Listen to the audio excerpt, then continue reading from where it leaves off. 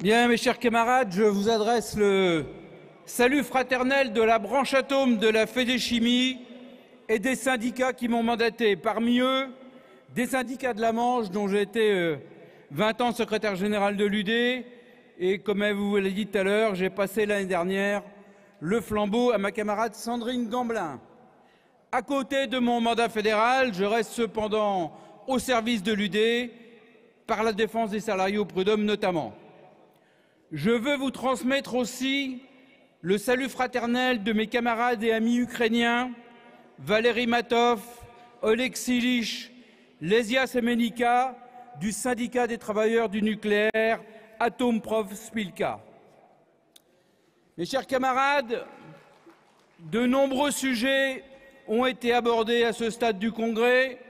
De nombreux camarades de la métallurgie sont intervenus, mais je n'ai pas entendu que la question de la classification, sauf peut-être le camarade des métaux de Nantes, de la nouvelle convention collective nationale de la métallurgie a été abordée. Or, il me semble qu'elle nous pose un problème au niveau confédéral et y compris dans les autres branches professionnelles. Elle nous pose un problème. En effet, si j'en crois le guide pédagogique paritaire de cette convention, il n'y a plus aucune prise en compte du diplôme pour la détermination de la classification.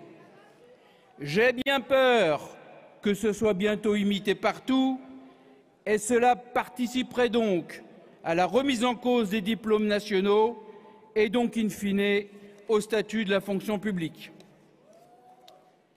Chers camarades, je suis fier aujourd'hui de porter le mandat du commissariat à l'énergie atomique et aux énergies alternatives de l'établissement de Saclay.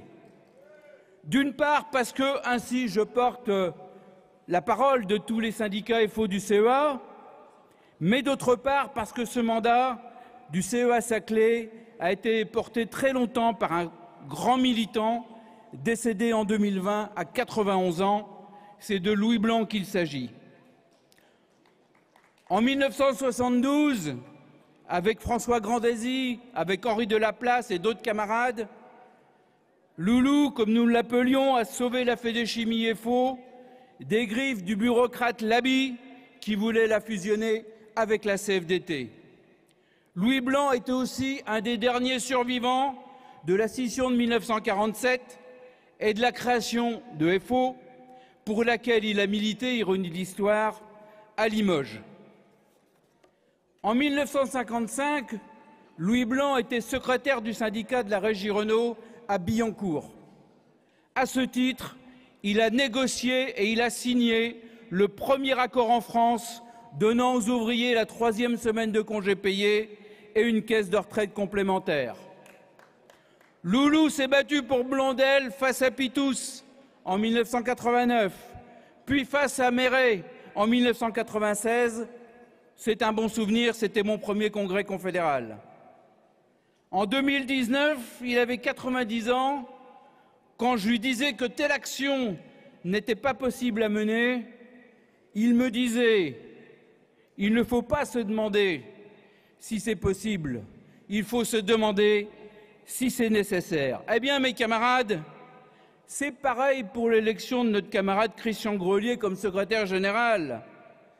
Ça n'est plus possible, c'est vrai, mais pour moi, ça reste nécessaire.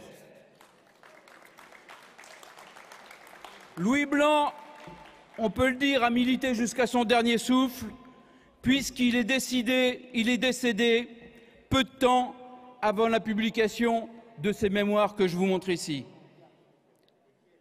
À l'issue de ce congrès que j'ai suivi très attentivement, je crois que j'ai été présent pour toutes les interventions.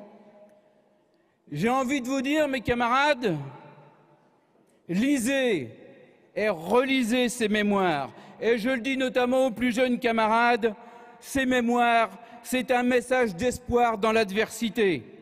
Et c'est la meilleure chose que vous pourrez faire pour construire l'avenir de notre confédération FO, pour la préserver de celles et ceux que Loulou appelait des syndicocrates. Merci mes chers camarades. Merci mon camarade.